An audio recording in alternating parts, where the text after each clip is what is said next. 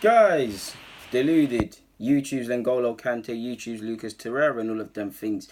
So yeah, I know it's the international break, but before it happened, Krystan Beliek obviously has made 4 appearances on loan at Charlton, and he scored in their recent game and things like that. And obviously he's a centre half. Depending on how you look at him, he's a centre half. He can play in midfield. That shouldn't be what makes the headlines or what's spoken about. But we might as well speak about him. You guys know I'm a big fan of his. I like how he's got, despite his young ages, he was captain for the younger lot. He relishes responsibility. He handles himself in a professional manner, specific to how he plays on a football pitch. I like how he's not afraid to bring the ball out of defence and try and beat people. I like his ball playing. He's a tough tackler. There's a lot of good things about him. His heading's okay, but by the same logic, his heading could improve. His concentration for me could improve.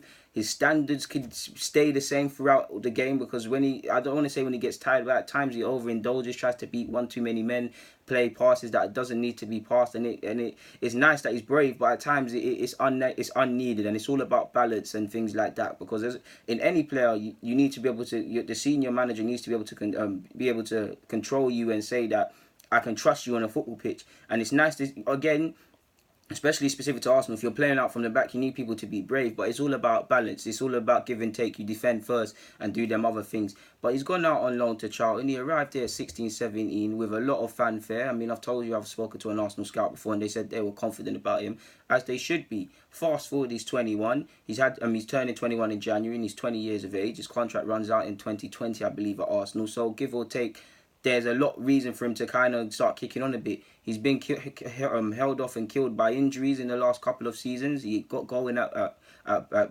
Birmingham. It didn't happen for him at Walsall because of injuries. And Charlton, it's nice to see. He needs to learn. Ultimately, it's only going to happen through games. He's actually said he missed first team football. He's missed it. Not because he thinks it's a quick fix at Arsenal, but he said he's gone from playing at Walsall and having a good long spell at Birmingham to returning from injury and playing with the 23. So he said he missed it a bit. He's confident about his chances at Arsenal. He says no matter how good he does at Charlton on loan, he doesn't expect to always get into the first team. He's willing to work, and I like to see that. He's a patient lad. He turns 21 in January, so it's now time to start showing what you can be specific to the first team. Obviously, he's gone out on loan, so it means no cup competition for him, but Koscielny's getting on a bit. There's still question marks over Mustafi. Socrates looks somewhat of a stopgap signing.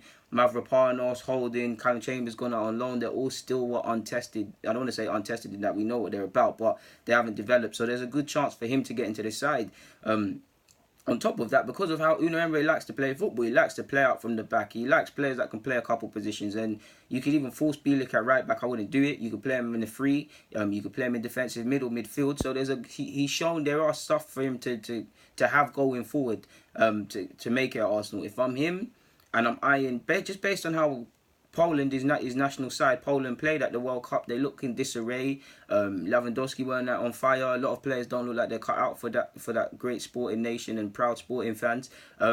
With regards to Euro 2020, he surely wants to be involved in that. He went to the Under-21s Championship. I'm so sure he didn't play a part in it when he went, but surely he wants to be a part in Euro 2020 and a new generation or a new crop of players. That's only going to come if you're playing football at a high level.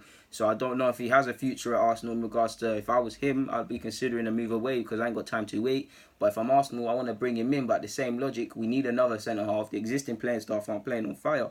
But it's nice to see. It's about gaining trust. It's about improving. It's about all of these things he needs to do. And even if you look at what Bowyer, his manager at Charlton, said, I've got it here.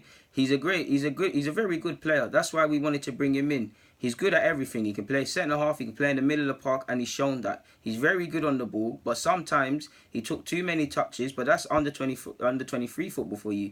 He thinks he can dribble from the back, go past 4 players, and that's normal. It's not normal. Not in men's football. He still has to learn, but that's why he's with us, because he's an exceptional player. You can see he's an exceptional player, but he needs to learn, and he will learn under us because we'll tell him the right things to do. And that's it. That's what I said. Balance, people. More or less, did I not say that? It's about balance. It's about, you don't want to discourage him. I actually still want him to beat 4 or 5 players, but it's about doing it at the right time. That's what makes a centre half. Everyone can do it, the most underrated thing in football is consistency. It's about consistency. Consistency builds trust, and with that, trust is actually ruined in a few moments. But you get the point. He's 20 years of age. He's still, this is expected. He's not played the amount of football he should have been playing. I feel Arsenal, I've said this before, have been very lax in their approach to developing him. Again, I'm not seeing what they're doing, and he's had injuries, so I'm being a bit harsh with that. But yeah, man, he's got a lot to consider, and if I'm going to remember, I'm keeping a close eye on him, to be honest with you. But there's not much more to say. Obviously, he headed out on loan after scoring in the 6-5 defeat to City. Thought I'd just plug him and mention that. But yeah, there's nothing more to say on this front. Guys, deluded, get in the comments, subscribe, and do the rest if you wish.